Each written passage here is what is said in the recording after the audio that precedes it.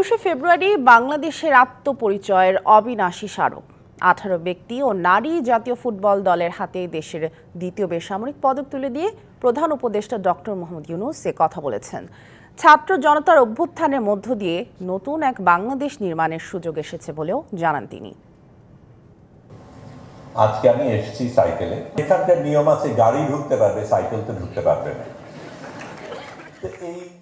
এমন সাধারণ জীবনে অভ্যস্ত কিন্তু সক্ষেত্রে অসাধারণ অবদান রেখেছেন যারা, আজ ছিল তাদের সম্মানিত করার দিন।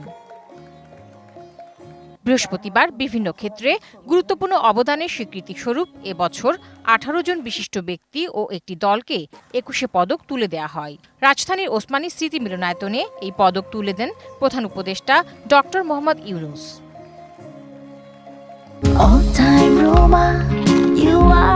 All time Roma.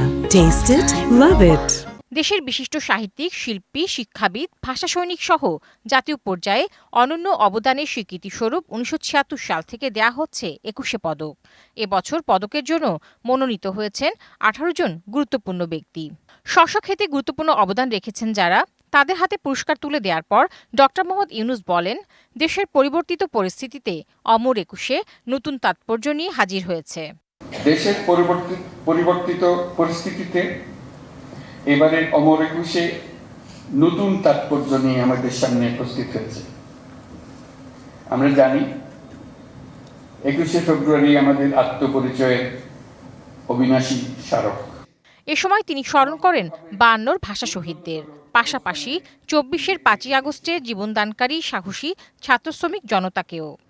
গত বছরের 5ই আগস্ট ছাত্র শ্রমিক জনতার অভ্যুত্থানের মধ্য দিয়ে আমরা পেয়েছি এক নতুন বাংলাদেশ।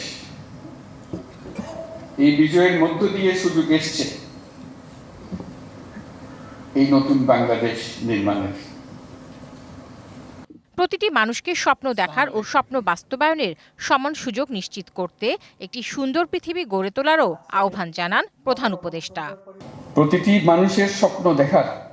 Tahsina Jessy, DBC news, Dhaka.